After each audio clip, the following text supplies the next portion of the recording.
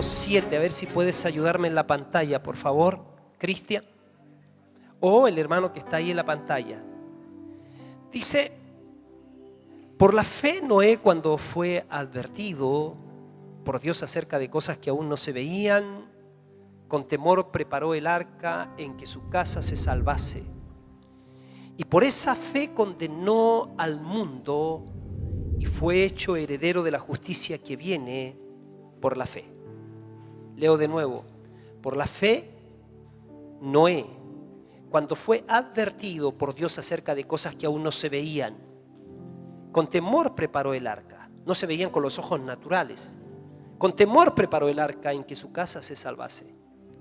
Y por esa fe condenó al mundo y fue hecho heredero de la justicia que viene por la fe.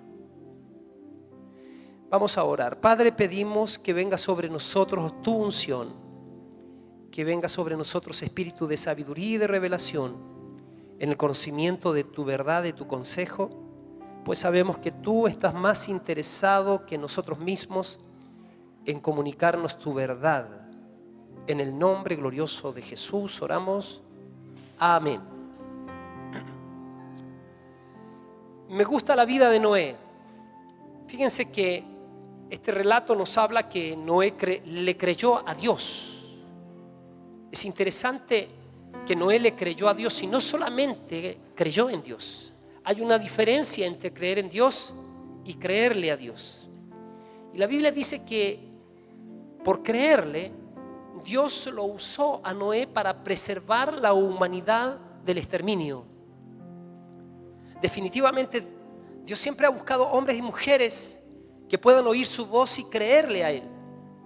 Porque a pesar de la caída del hombre en el huerto del Edén, a pesar de que el pecado más grande que el hombre puede cometer es independizarse de Dios, no porque el hombre le dé una bofetada al rostro de Dios, Dios va a cambiar en su naturaleza con respecto al amor que Él es y que tiene por la humanidad.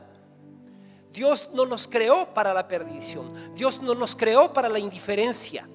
Dios no nos creó para el pecado. El pecado no es natural. El pecado descompone. El pecado trae muerte. El pecado trae dolor, sufrimiento. Y Dios ha ido detrás de la raza humana para cautivar su corazón y volverlo a Él. Jesucristo dice: vengan a mí los que están cansados y cargados, yo les voy a hacer descansar. Él dijo: yo soy el camino y la verdad y la vida, y nadie viene al Padre, nadie vuelve a su origen si no es por mí. Yo aprendí que el único dolor de Dios es que se dude de Él. Pero aprendí también que el único placer de Dios es que se le crea. Entonces Noé no solo creyó en Dios, sino le creyó a Dios. Y cuando miramos este pasaje del libro de los Hebreos, vemos un paralelo entre los días de Noé y los días actuales. O hagamos ese paralelo. Fíjense que dice la Biblia que la tierra se corrompió en los días de Noé, se corrompió delante de Dios y estaba llena de violencia. Este fue el mundo en el que vivió Noé, un mundo corrompido, enajenado, un mundo idolátrico, un mundo indiferente, incrédulo, un mundo degradado, un mundo inmoral. Dice la Biblia que fue un mundo en realidad, un mundo violento. Génesis 6, para los que están escribiendo del 5 al 6, dice: y el Señor vio que era mucha la maldad de los hombres en la tierra, y que toda intención de los pensamientos de su corazón era solo hacer siempre el mal. Y le pesó al Señor haber hecho al hombre en la tierra, y sintió tristeza en su corazón. Y fíjense que lo que está sucediendo en muchos lugares hoy en día en el mundo, en nuestra sociedad, es un calco de los días de Noé. Por todos lados, las sociedades construidas sin Dios están colapsando. Las sociedades alejadas, los países alejados de Él, y sus principios están yendo al precipicio. Y por causa de que el hombre se independiza de Dios y toma los sustitutos, creencias que obviamente no son de Dios, entonces los resultados son evidentes. Hoy en día nuestro mundo es un gran mundo, es una gran casa en donde las diferentes ciudades o países estamos entrando en una situación muy compleja. Porque hoy día las guerras no se están haciendo allá en los campos preparados para la batalla, sino las guerras están provocándose en las mismas ciudades. En las mismas ciudades está entrando el terror. Y muy fresco, 2 días atrás, aquí en París entraron personas con acciones terroristas para matar a los ciudadanos de ese país. Y es una cosa terrible estar en un país o en una ciudad donde escuchas noticias que te están matando a la gente por todos lados. Creo que 126 personas, creo que hay 300 que están graves y 126 muertos. Y eso solamente han tomado 8, de los cuales 7 se inmolaron, diciendo de que definitivamente lo que ellos hicieron era un favor a Dios. Evidentemente estamos en un mundo en confusión y pareciera que como nunca antes nosotros, los hijos de Dios, los que estamos recibiendo el llamado del cielo, no podemos ser indiferentes al llamado. Porque por causa de la indiferencia al llamado, la sal que debiendo salar se ha hecho insípida. La luz que debiendo alumbrar ya no ha alumbrado.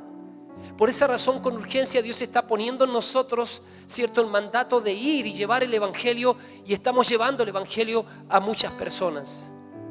El mundo de Noé fue un mundo que corrompió su potencial, corrompió su destino. Fue una generación que por independizarse, por ser indiferente a Dios, por amar las cosas temporales, obviamente entonces se empezó a descomponer.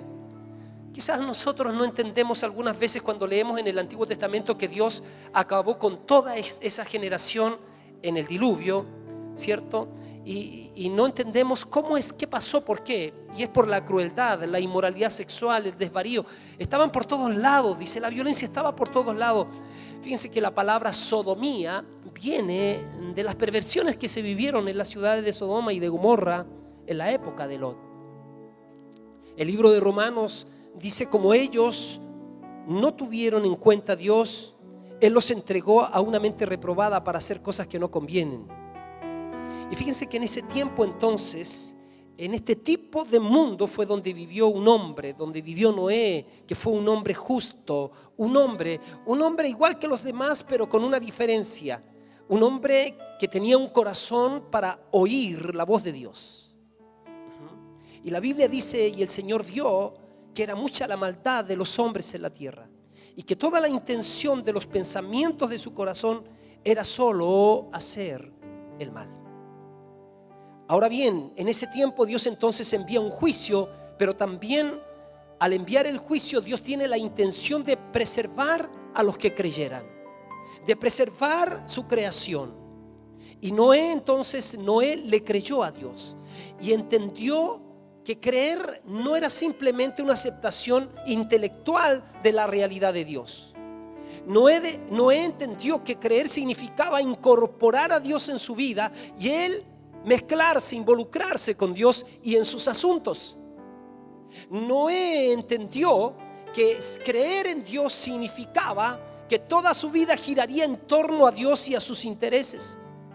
Noé le creyó a Dios y entendió que sin fe, o que fe sin obras, más bien dicho, fe sin obras es una fe muerta. Así que puso manos a la obra y comenzó a preparar un arca para su futuro. Prepara un arca para tu futuro. Eso seguramente era el hablar de Dios para la gente en el tiempo de Noé. Y es el hablar de Dios para nuestra gente hoy día. Es el hablar de Dios para ti, para mi hija, hijo. Porque crees en mí, prepara un arca para tu futuro. Porque crees en mí, tienes que pensar que no solamente nuestra preocupación ha de ser qué mundo le vamos a dejar a nuestros hijos, sino que hoy día tenemos que hacer distinto. Tenemos que pensar qué hijo le vamos a dejar a nuestro mundo, qué hijos le vamos a aportar a nuestro mundo. Hoy día estamos viviendo en el tiempo de la gracia, y la gracia es más viva y más eficiente y eficaz que la ley. La ley no salvó a nadie. La ley decía que si un leproso entraba a una ciudad, un leproso tenía que entrar tocando una campanilla diciendo: inmundo, inmundo, inmundo.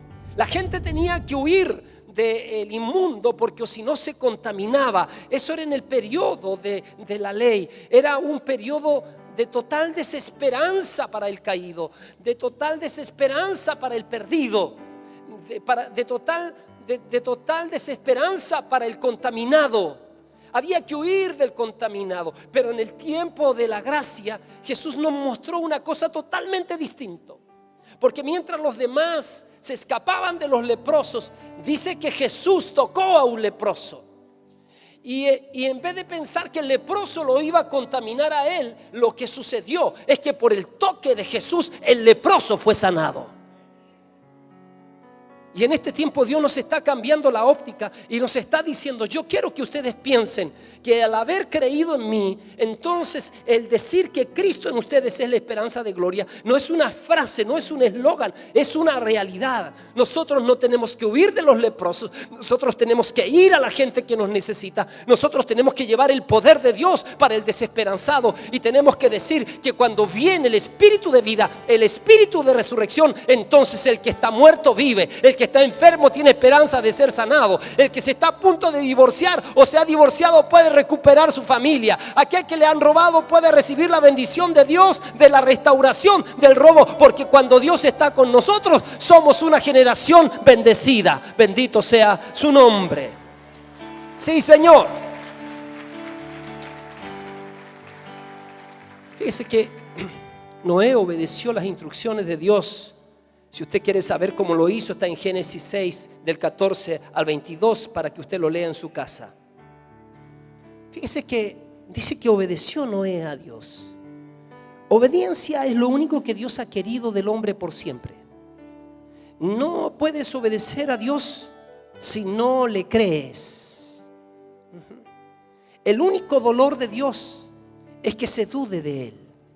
El único placer de Dios es que se le crea. Y Noé vivió en un mundo antagónico. Dice ahí, porque Mateo dice 24:38, porque como los días antes del diluvio estaban comiendo y bebiendo, casándose y dándose en casamiento hasta el día en que Noé entró en el arca, y no entendieron hasta que vino el diluvio y se los llevó a todos, así será también la venida del Hijo del Hombre. La pregunta que cabe aquí: ¿cuál fue el problema de la generación de Noé? ¿Cuál fue el problema de la generación de Noé? ¿Acaso es malo comer? No. ¿Acaso es malo casarse? No. ¿Acaso es malo darse en casamiento? No. ¿Cuál fue el problema de la generación de Noé? Fue la idolatría por las cosas buenas de la vida. O sea, cuando las cosas buenas de la vida son más importantes que Dios, ahí estamos mal.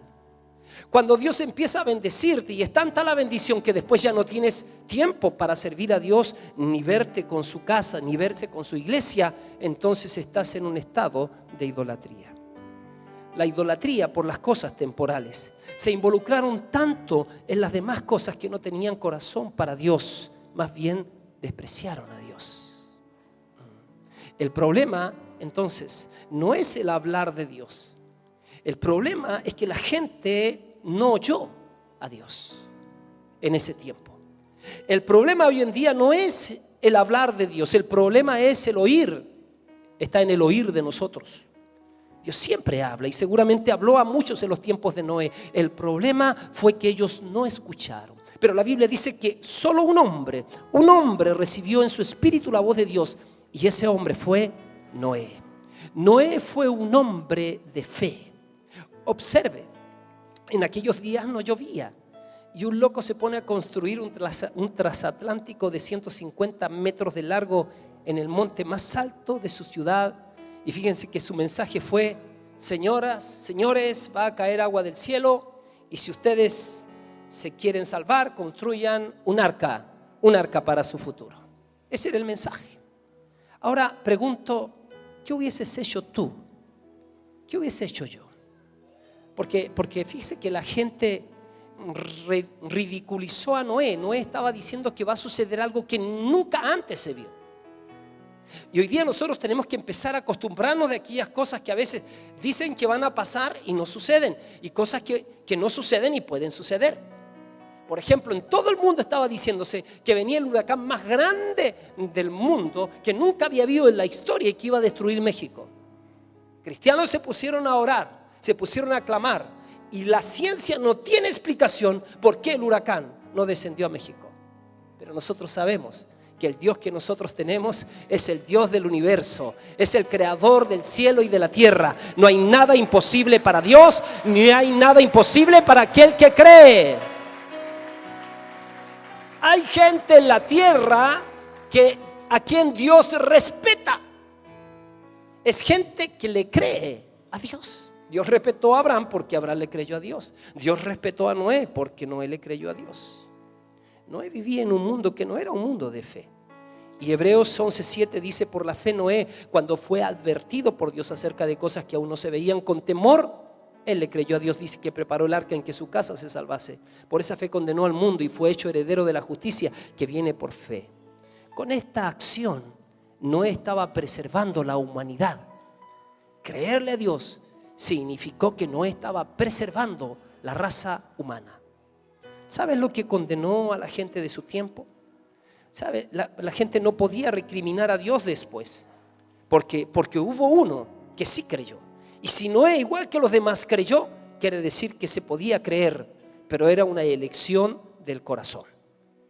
Durante 120 años ellos vieron a ese hombre que no solo trabajó, hizo buenas obras, hizo la obra de construir el arca, sino que les predicó, fue pregonero de justicia, les predicó el llamado al arrepentimiento.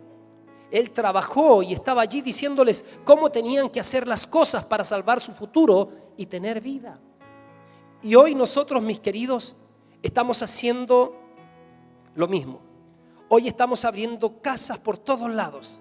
Estamos hablando a la gente. Estamos diciéndole que hay un lugar de refugio, que hay un lugar de seguridad, que hay un lugar seguro, que hay un arca, y esa arca se llama nuestro Señor Jesucristo. Esa arca se llama Jesucristo. El que tiene al Hijo tiene la vida. El que no tiene al Hijo de Dios no tiene la vida. Él ha dicho: yo no te dejaré ni te desampararé. La Biblia dice a nosotros que mayor es el que está en nosotros que el que está en el mundo. Bendito sea su nombre. Nuestro Señor Jesucristo vino a esta tierra. Los hombres le rechazaron, pero el hombre, aun cuando lo rechazó y lo llevó a la cruz, Jesús murió por nosotros, pero al tercer día resucitó, venciendo la muerte, venciendo a Satanás. Dice la Biblia que Él fue exaltado a lo sumo y se le dio un nombre que es sobre todo nombre, y ante ese nombre se va a doblar toda rodilla de los que estén en el cielo, en la tierra, debajo de la tierra, y toda lengua confesará que Jesucristo es el Señor, para gloria de Dios Padre.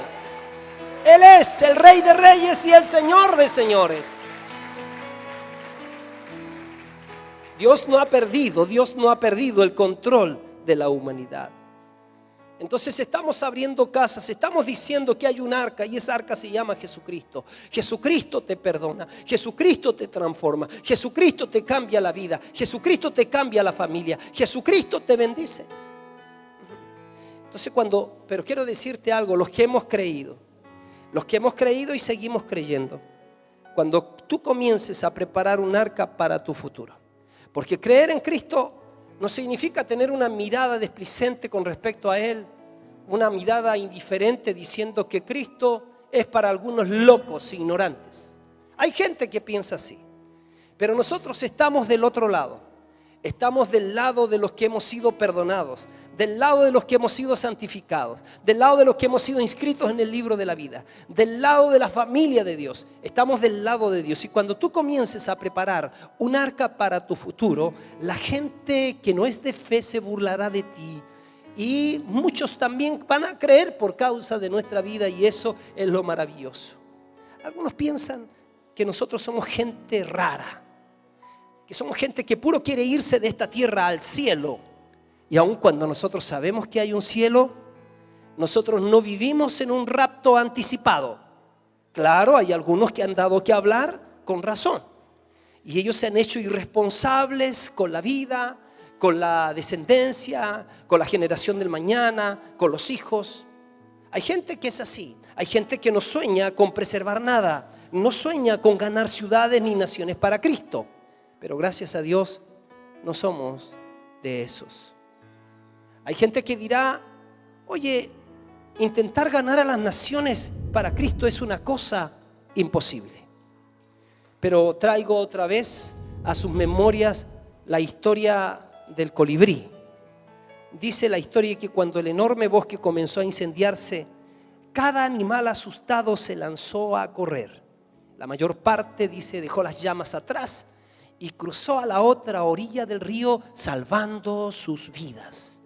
Desde ahí veían cómo todo desaparecía bajo el fuego. De pronto, uno de ellos vio que un pequeño picaflor hacía algo extraño. Con su pequeño pico tomaba agua del río, volaba hasta el incendio y dejaba caer gotitas de agua sobre las llamas.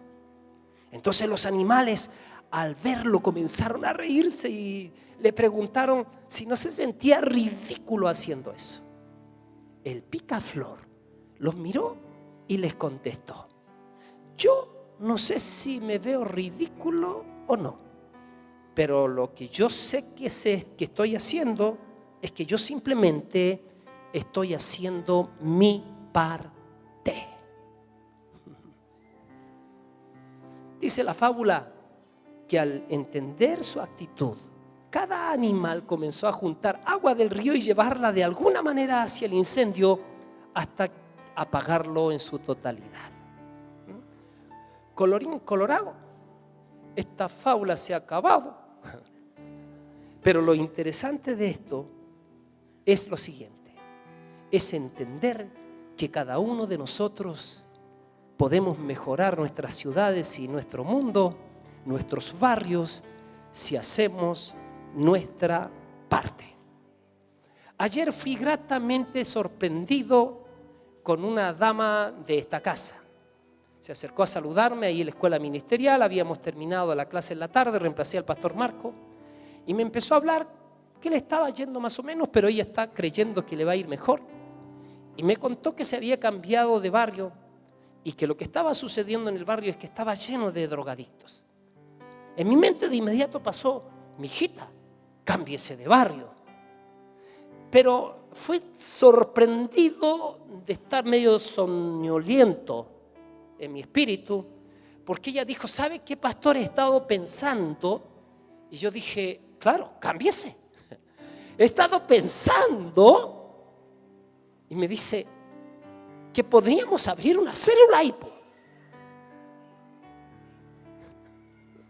Cáspitas, claro. Mientras yo quería arrancar de los leprosos, ella me dice: pero sanemos el barrio.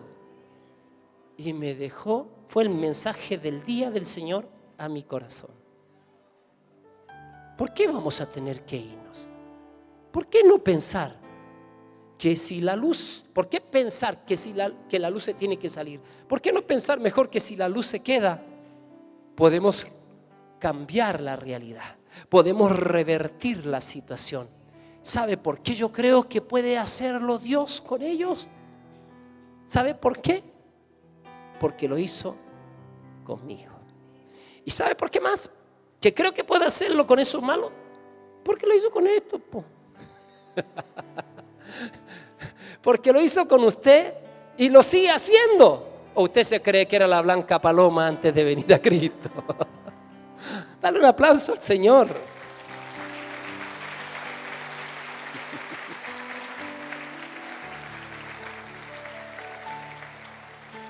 Gracias, Paloma. Es otra Paloma y a ella le estoy dando gracias por el mensaje que me dio. Que no se... ¿Sabe? Lo que está diciéndonos el Señor es: construye un arca para tu futuro. Pensemos en nuestros hijos y en nuestros nietos. Pensemos que mire, nosotros deberíamos de vivir con la expectación de que el Señor Jesucristo podría venir mañana, pero debemos de trabajar como que se va a demorar 500 años. Así que pensemos que todo lo que Dios ha hablado de nosotros se va a cumplir en la medida que nosotros ponemos manos a la obra. En la medida que nosotros avancemos el reino. Dios nos está diciendo: avanza el reino, no te detengas. Mira a cada uno haciendo la parte que le corresponde. Y veremos al Señor viniendo a la tierra. Entonces, como consecuencia de eso, veremos al Señor viniendo a la tierra para encontrarse con una iglesia gloriosa que no tiene ni mancha ni arruga. Una iglesia que manifestó el poder, la gracia y el amor de Dios aquí en la tierra. Una iglesia que manifestó entre los hombres el amor de Dios. Una iglesia que se conforma a la nueva creación. Una iglesia que mira la iglesia potencial. ¿Se acuerdan que les hablé que los que estamos aquí somos la iglesia real? Pero los que el Señor tiene y que está llamando son la iglesia potencial. Y que la iglesia potencial que está en la ciudad y en el país es más grande que la iglesia real. Tenemos que poner manos a la obra. Y quiero darle 2 puntos más rápidamente. Pablo dijo en Colosenses capítulo 1 verso 24 al 25. Dijo así: ahora me regocijo en los sufrimientos por vosotros, dice Pablo, y completo en mi carne lo que falta de las aflicciones de Cristo por su cuerpo, que es la iglesia. Les hablé el domingo pasado que cuando Pablo dijo esto, Pablo no está hablando de que faltaba en algo que Cristo tuviese que hacer en la redención. Lo que hizo Cristo para redimir la humanidad fue totalmente completo.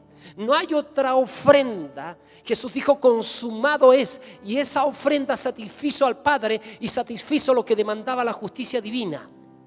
De manera que no hay otro sacrificio que se tenga que hacer para redimir la raza humana. Entonces, ¿acaso no fue completa la redención? Claro que fue.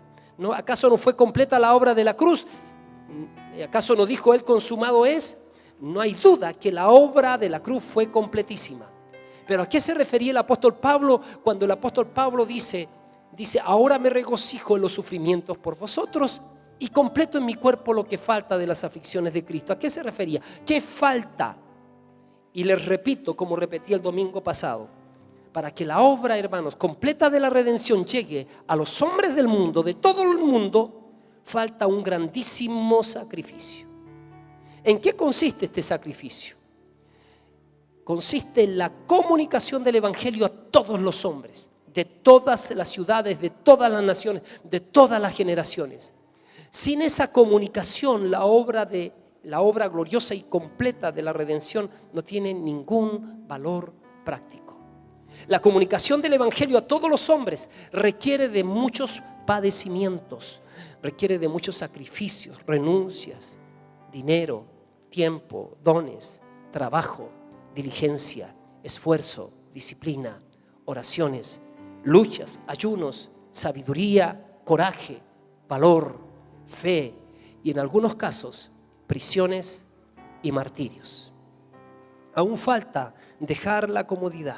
¿Qué falta? Aún falta dejar la comodidad, dejar nuestro autocentralismo y tomar la cruz y seguir el ejemplo de nuestro Señor Jesucristo. Es muy necesario entonces, mis hermanos, que la iglesia real, la que prepara un arca para su futuro, se transforme en una iglesia extramuros, en una iglesia extrovertida y no introvertida. Fíjense que en la mayoría de las congregaciones, según algunas encuestas, dice que se usa el 90% de sus recursos de todo tipo hacia adentro y no hacia afuera. Pero gracias a Dios que nosotros estamos saliendo de esto y vamos por más. La iglesia de Dios, o la iglesia que Dios quiere, es una iglesia que sale, es una iglesia que recorre, es una iglesia que busca a los perdidos en las calles, en las universidades, en el trabajo, en las plazas, en las playas, a través de las redes sociales. La iglesia que prepara un arca para su futuro es la iglesia que está en medio de la gente, es la iglesia que está cerca del sufrimiento y del dolor. La iglesia que Dios quiere es una iglesia que ora y que llora por los perdidos. Es la iglesia que consuela a los tristes, que sana a los enfermos, que se relaciona con los pecadores, que bendice a los vecinos y los recibe e invita a sus casas. Es la iglesia que sale del salero y se mezcla con la sociedad. Es la levadura que se mezcla con la masa hasta leudarla completamente. Es la iglesia que va andando y llorando, llevando la preciosa semilla, pero que está volviendo con regocijo, trayendo sus javillas. La iglesia que prepara un arca para su futuro es la iglesia que funciona durante los 7 días de la semana, en cada hijo de Dios o con cada hijo de Dios, mostrando a Cristo por todos lados, con discípulos dispuestos a sufrir, llevando el vituperio de Cristo. Fíjense qué hermoso. La otra vez, estando nosotros los pastores por un asunto obligatorio en Iquique, estuvimos miércoles, jueves, nosotros nos mirábamos y decíamos: qué lindo, porque mientras nosotros estamos acá en otra reunión, que era una reunión que nos llamaba nuestro pastor, en nuestra ciudad hay 40 lugares que están abiertos y personas que están trabajando como hormiguitas, llevando el evangelio del reino de Dios a cada barrio, a cada persona, a cada colegio, a cada lugar. Gracias a Dios por eso, porque estamos siendo una iglesia que entendemos que este es un lugar de preparación para la vida. Este es un lugar donde Dios nos da una palabra, donde podemos tener sueños y visiones, pero entendemos que en el día a día trabajamos para concretar los sueños y las visiones. La iglesia que prepara un arca para su futuro es una iglesia que gasta de lo suyo con tal que la iglesia potencial, los que están esperando, lleguen a ser la iglesia real.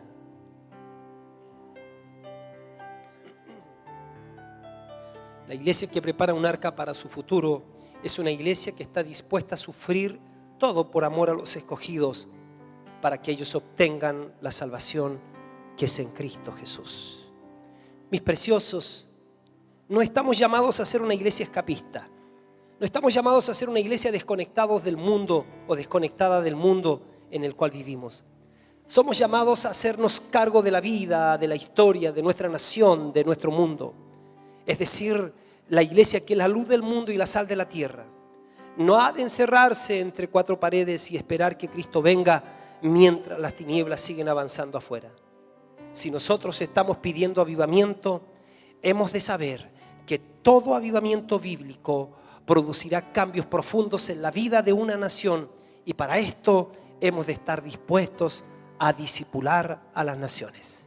Hemos de estar dispuestos a decir: sí, Señor, úsame a mí para hacer acompañamiento inicial, para tomar un MDA. Prepárame a mí para abrir una casa Obededón, una célula en donde gente va a venir y se va a convertir a Cristo. Señor, úsame a mí para ser a lo mejor un profesor de escuela ministerial. Úsame a mí, Señor, a lo mejor para ir y movilizarme de mi ciudad y pensar en otras ciudades en donde Dios tiene mucha gente también preparada para que venga a Él.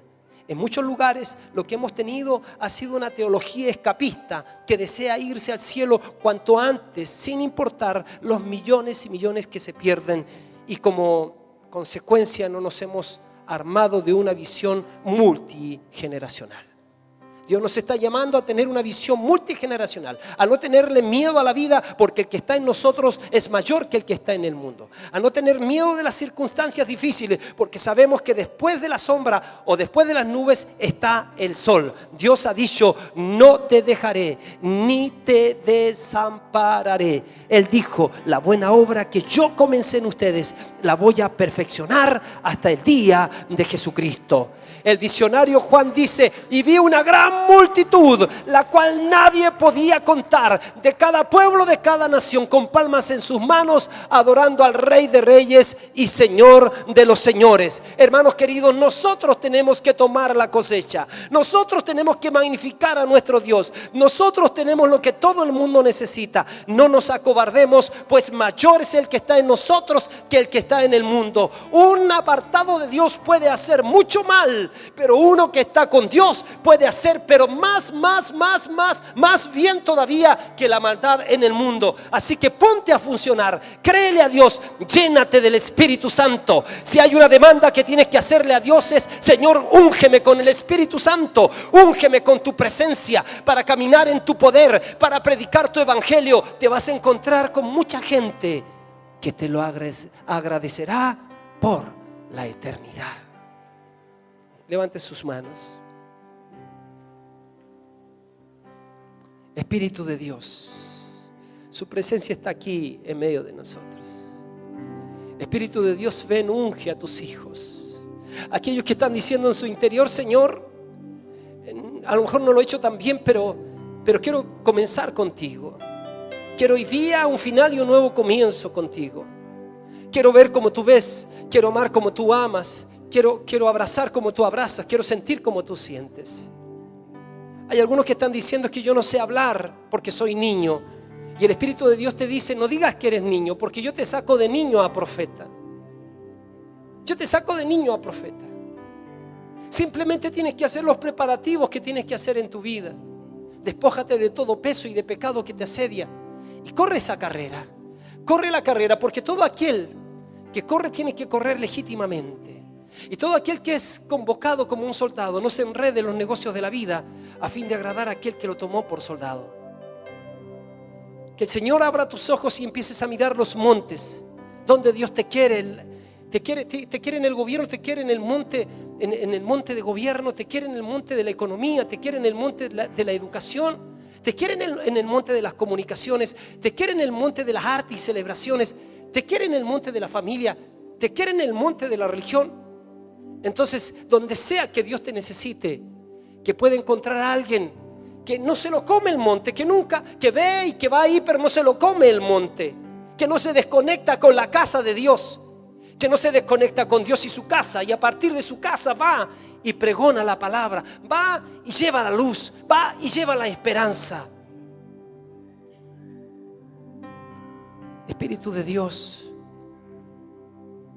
está dicho en las Escrituras: y recibiréis poder cuando haya venido sobre vosotros el Espíritu Santo. Y el poder de Dios está atento y está latente y está presente para habilitarte, para capacitarte. Es el Espíritu Santo que te dice: si por algún motivo el enemigo te robó, entonces dice: yo voy a restituir lo que te robó la oruga, el saltón y el revoltón. Yo voy a restaurarte de ese robo. Yo te lo voy a restaurar y te voy a devolver hasta 7 veces de lo que se te robó. Hay algunos de ustedes que están a la deriva y el Señor pone en mi espíritu decirle no sé si a 1, 2, 3 jóvenes: entonces por mucho tiempo has estado preguntándome, Señor, no sé qué hacer. Y a pesar de que guardas ciertos principios, estás como siendo llevado por las circunstancias. Y es porque no te has atrevido a conectarte con Dios para que Él te revele tu asignación y te revele tu destino. Porque cuando te conectas con el Dios del cielo, entonces tu vida recién empieza a llevar fruto. Entonces tu vida recién empieza a crecer.